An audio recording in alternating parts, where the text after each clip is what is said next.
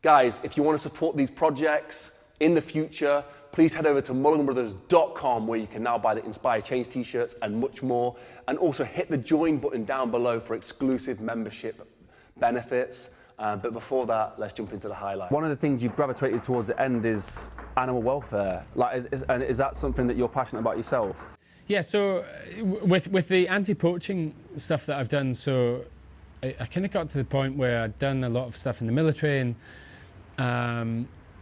wanted to give something back in a way that, you know, to for example, animals that don't have that voice, and to be able to train anti-poaching units. And I was down in South Africa doing that for a while, and the more I was doing that, and I'd been working in television a while, I thought there's opportunity here to tell stories of, you know, of, for example, trafficking, and that's how I got involved with doing the tiger film. That was a BBC investigation into tiger trafficking, but it was much more about using my skills. Again, what can I do with my skills that provides a service to someone else? So we were helping the EIA, Environmental Investigation Agency, with some of their operations and investigations. So it's about again, not what can I get out of this, but what can I give. And I always find that's a more useful way of approaching situations, is what can I do, what can I give, how can I help, and eventually that all comes back round to you anyway. So how do you think it's important that people find that purpose, like something that they are working towards that has, you know, like we talk about like money or, you know, fame of stuff, but like that has that higher purpose as well to them? One of the biggest things that I see from military people when they leave is that they struggle because they don't have purpose and passion anymore. When you're in the military, you have purpose and passion, and I would say 90% of people in the military, certainly speaking from in the Marines, have you know, this passion and fire in their belly. Then they leave, and then that's gone, and it's a very slippery slope. Like you're standing on top of a sandpit there, and about to end up going, you know, falling down into it and not being able to get your way back out of it because of passion and purpose. And like I said earlier about, you know, if the why isn't big enough, then you don't have the drive, you won't get out of bed in the morning. And that's why when I go to schools and I speak to kids and they're like, I want to be a YouTuber, you know, I want to be famous, I want to be an influencer. And you dig down, you're like, why do you want that? And they don't know. What are you going to talk about? You can't just be on YouTube, like sat in your bedroom with someone pointing a camera at you. Like, what are you going to talk about? So for me, it's about finding that passion, and whatever your thing is, you know, there's a niche for people who measure screws, you know, or nails, or something, you know, like there's a bit for everyone, but you have to know what that passion is. You have to, or you have to know what that thing is that you want to be interested in. And I think, you know, for me, I've always had a passion for adventure and an adventurous life, and it's always led me to make decisions based on that.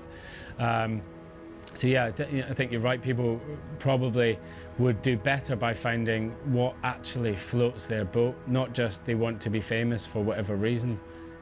Yeah, I mean, at our company, like the biggest thing is to inspire change through film. It doesn't matter that being a YouTuber is a byproduct. Like it could be Facebook or Instagram or whatever. But I think having that end goal or that purpose, that one thing, the other stuff comes if it's supposed to come, and if it's not, you're happy anyway because you're doing the right thing. Yeah. One of the adventures that was really interesting to me was the row that you did. Yeah. It sounded absolutely brutal, but one of the things I was really interested in is, in the military, you spoke about like you're in control a lot, and although there was times where you were being shelled or like, and it felt unfair, but you always had some form of control. But with nature, I got a sense that a lot of the time it's merciless. Like there is no, sometimes you can't control the outcome. Yeah. How do you accept that? Like what are you doing to kind of get through those moments? That's so. For example, on the row, we rowed in a rowing boat from Portugal, mainland Europe, to Venezuela in South America. So like 50 days, 10 hours, 36 minutes roughly, of rowing, 2 hours on, 2 hours off, 2 hours on, 2 hours off. That's it for the entire time, all the way through the night, through the day, through the night, you know, for nearly 2 months. And you are It's literally you and the elements. That's it. Live by the sword, die by the sword. You know, like you will either get through it or you won't. It's as simple as that. And you know, when you're pitting yourself against the elements, you know, like we never knew that we were going to be able to. We wanted to achieve that goal, if that makes sense. Like we knew that we wanted to get across, but if that why wasn't again big enough, we would have sacked it off. We capsized at night. One of our guys nearly got washed overboard, and I can tell you being capsized at night in the middle of the Atlantic is one of the most terrifying things that you could ever imagine. And you know, if the why wasn't big enough at that point, you know, you would have sacked it off. But with all of us, you know, we had this like resolute goal of getting to South America. Sorry, I kind of went off key there. I was just rambling. Well, it was. I mean, you've answered it with the why, basically. Yeah, but it is like. I just wondered how you switched that mindset into, you know, I'm okay with being capsized, and like, I don't know how big the waves get, but like if it wash it big, if a huge wave comes and just sinks us, like I don't know if you're ever okay with it, but I don't know how you accept it. Everything that I do is balanced risk and hazard and likelihood, right? You know, when I go inside an active volcano, I know that I could die in there. I know that, but what I do is I mitigate as many of those hazards as possible, you know, wearing hard hats, going in at the right time with the right crew, doing the right thing, not pushing it. Like, we mitigate as many of them as possible. But if the volcano decides to erupt in there, then you'll die, right? That's like big boy stakes. You know, that's you know, what we're setting out to not happen, but you know, you try and make that as clear as possible. And the same with the row. The stakes were high. You know, a capsize and coming out the boat is death, and probably a slow one because you'll be separated and float and eventually drown. So the stakes are high, but it's also testing you mentally and physically, testing me mentally and physically, and that's what I enjoy. I enjoy those high stakes, but it's not about taking risks. It's about controlling hazards. You know, it's about controlling them and controlling the risk of things happening and being as prepared as you can be, so that when the curveball hits you, you know, you eventually you can deal with it or not deal with it, however it turns out. Why do you continually strive for more? Like, what's the reasoning? For me personally, it's an internal thing of testing myself against the environment and testing my thought process. You know, I talk a lot on social media about, you know, having a strong mindset, but I am often asking myself, when was the last time I was really tested? When was the last time I really put myself through the ringer? Instead of just talking about being resilient and talking about being, you know, having mental fortitude or having courage or determination, like in the Marines you would say, don't tell, show. And that's one thing that lots of leaders and managers don't do, is like lead from the front and show people how to do things, don't tell them how to do things. So for me, that's always been I like to test and keep myself current. And also, by pitting yourself against the environment, you realise how small and insignificant you are, and I find that truly motivating. Is that become a bit difficult, you know, like especially with like the risk element of it, and then also the factor of raising a child? It's a lot of like very time-consuming thing. Yeah. How are you finding time to work to do both? And yeah, I just had my son Atlas this year. He is 8 months old, and my lifestyle, the sacrifices that I have, you know, for my job and for my lifestyle meant that I missed his birth.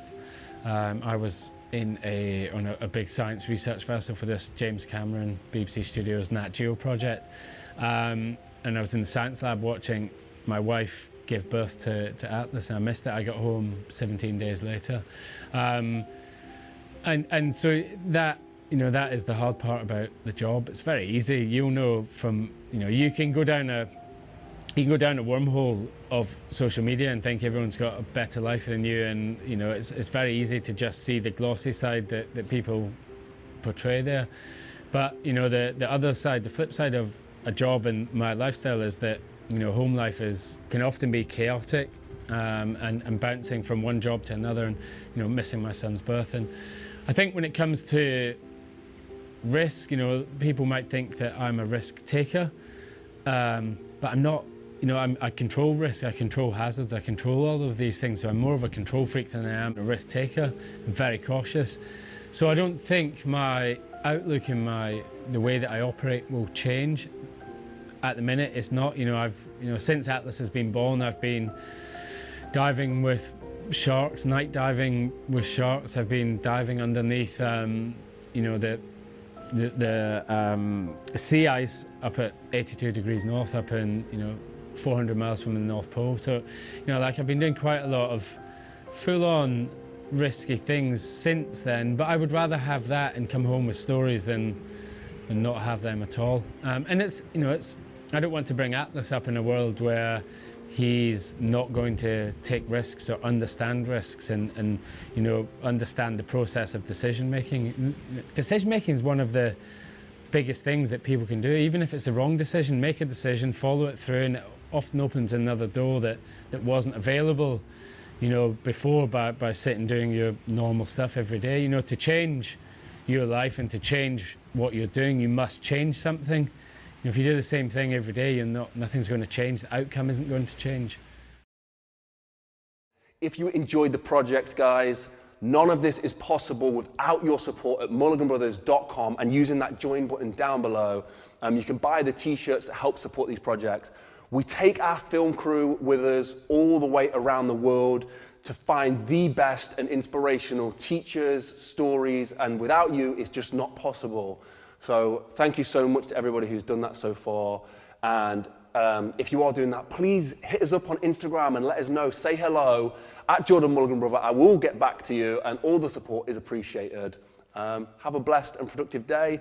The whole team just wants to say thank you, and yeah, go inspire some change, and I'll see you in the next one. Peace.